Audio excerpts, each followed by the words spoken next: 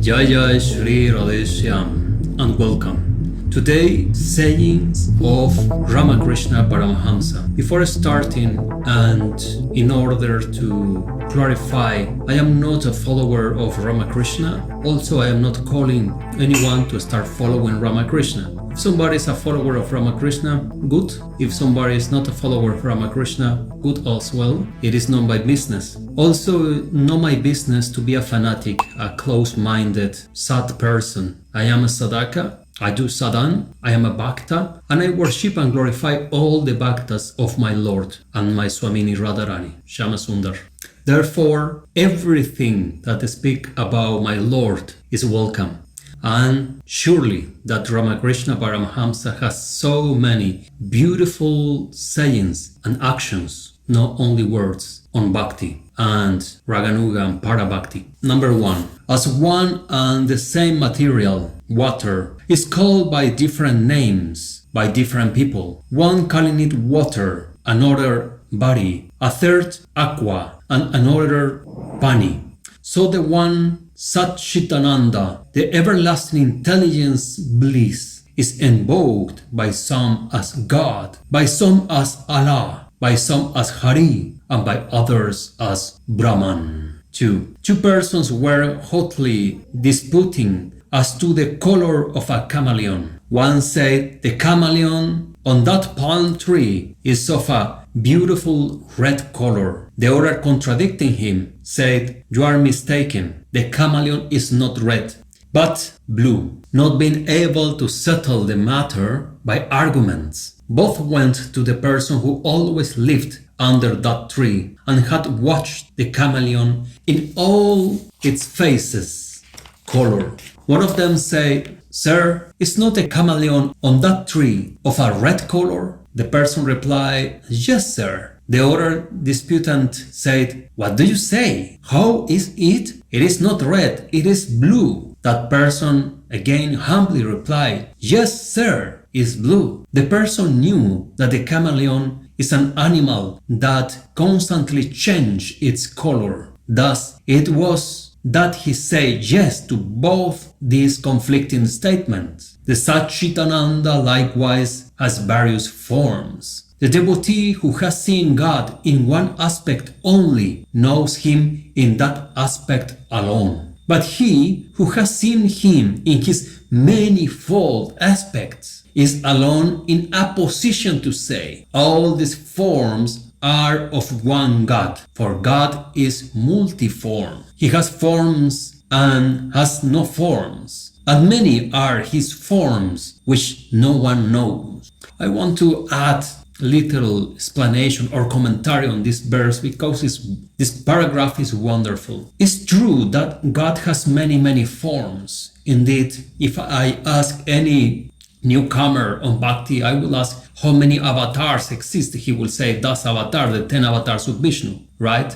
But I will ask, so from where you get this information? And will say, surely from Srimad Bhagavatam. But then I can reply or ask again. But also Srimad Bhagavatam is explaining that there are 14 avatars of Vishnu, Swayam Bhagavan. Alright? But then I can say also that the Puranas are telling clearly that the Vishnu avatar, Hari, Swayam Bhagavan avatar, the avatars of God are infinite. And surely there are infinite beautiful forms that we do not know. So the one who knows God, truly knows God, will not discriminate and will not blaspheme the ones who are worshipping our Thakurji, our Krishna, in a different form. Now, there is a big difference, and I want to remark this. There is a big difference. So many pseudo-philosophies are worshipping things that are not God, actually, and this is the big problem in the world. Some people believe they are worshipping God, but they are worshipping something else.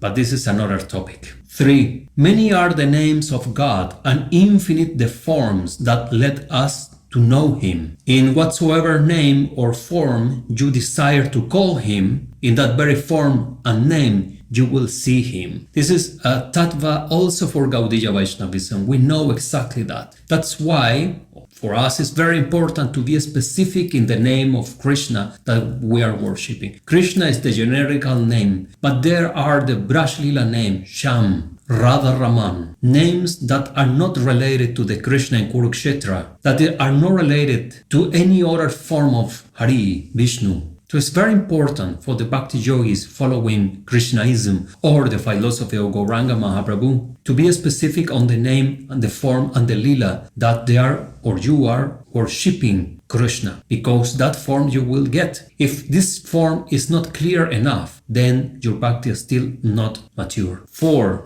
4 blind men went to see an elephant. One touched the leg of the elephant and said, "The elephant is like a pillar." The second touched the trunk and said, "The elephant is like a stick or club." The third touched the belly of the elephant and said, "The elephant is like a winnowing basket." Thus they began to dispute amongst themselves as to the figure of the elephant, what the elephant really looks like. A passerby, seeing them thus quarreling, said, "What is it that you are disputing about?" They told him everything and asked him to arbitrate. The man said, "None of you have seen the elephant. The elephant is not like a pillar. Its legs are like pillar. It's not like a big water vessel. Its belly is like a water vessel. It is not like a winnowing basket. Its ears are like winnowing baskets. It's not like a thick stick or club, but its proboscis is like that, its trunk. The elephant is the combination of all these. In the same manner, those quarrel who have seen one aspect only of the deity. In the same manner, those quarrel who have seen one aspect only of the deity." Wow, very good, right? Very good. 5. As the same sugar is made into various figures of birds and beasts, so one sweet mother divine is worshipped in various climes and ages under various names and forms. Different creeds are but different paths to reach the Almighty. How wonderful. You see, just by thinking on this way, to catching some of this essence, all the frontiers, mental frontiers are banished, destroyed by the wisdom. This is pure wisdom, and this is wisdom that is useful for you and me. Regardless our sampradayas, parivar philosophies, this is just true, clear. 6. As with one gold, various ornaments are made, having different forms and names. So one God is worshipped in different countries and ages, and as different forms and names, though he may be worshipped variously, some loving to call him Father, others Mother, etc. Yet it is one God that is being worshipped in all these various relations and modes. One more time, these are the various relations, rasa and bhavs, that we study in Gaudiya Vaishnavism. Some call him father, mother. Yes, these are the different rasas, relationships, bhav, sentiments, spiritual bhakti sentiments toward God. Beautiful, yes? Beautiful. 7. Question. If the God of every religion is the same, why it is then that the God is painted differently by different religions? Answer. God is one, but his aspects are different. As one master of the house is father to one, brother to another, and husband to a third, and is called by these different names, but those different persons. So one God is described and called in various ways, according to the particular aspect in which he appeared to his particular worshipper. In Bhagavad Gita, Krishna says clearly that the final enjoyer of all the yajnas, sacrifices to the devatas, to the demigods, and to any kind of belief is he, the one who is enjoying all the sacrifices. So, same. 8. In a potter's shop, there are vessels of different shapes and forms, pots, jars, dishes, plates, etc. But all are made of one clay. So God is one, but is worshipped in different ages and under different names and aspects. 8, 9. God is one, but his aspects are many. One and the same fish may be made to taste differently according to the different modes of preparing it. So one God is enjoyed variously by his devotees. Okay, let's say some potato can be prepared in different ways. The example of fish is not very welcoming universe. By the way, as a proper Bengali or from that area of Bengal, Ramakrishna followed the traditional culture of that area. That was not strange at all that they will eat fish. Now, as far as I know, Ramakrishna was not eating fish all his life. It was a period of life that he ate fish, actually. And the cultures that normally survive out of the Ganga, many of them eat fish, not only in Bengal, but also we see similar things on the different areas of Bharat, India, where all cultures have been living out of the Ganges. So this is something to consider. Actually, it does not mean that I am approving. I don't eat any kind of animal. When I had the chance to choose myself, being an early teenager, I realized I will be vegetarian for my whole life, and it has been like this. But I understand that sometimes old saints or poets who live on those areas, they had some fish consumption. Indeed, Bhaktivinoda Thakur, Kedarnath, he also ate fish and goat meat until late in his life. And since he took Diksha very late in his life, very advanced age, his son, Bhaktisiddhanta Saraswati, was born in a family where they eat fish and goat meat. It means that he ate the same.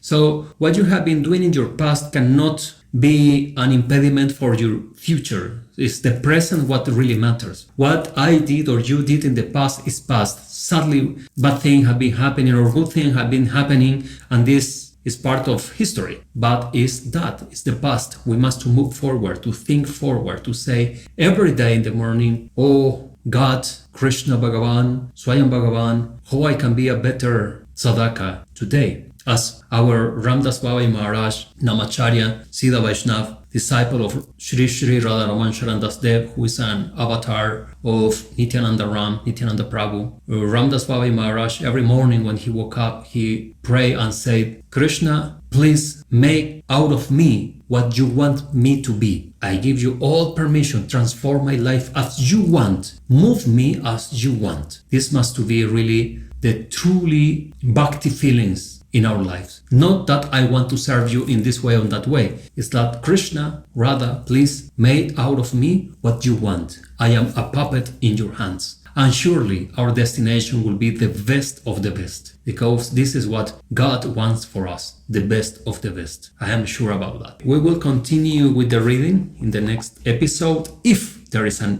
next episode, I really don't know. I just feel the inspiration to read this for you and to share these beautiful words of a saint or philosopher from a different line that is not my line.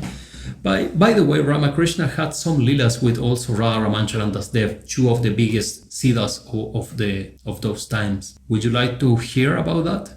Do you know any stories that maybe I don't know? You can write in the comments. Mahavira Radharamana ki jai, jai Nitai, jai Gaur, jai Jai Shri Radheshyam. I see you in the next one.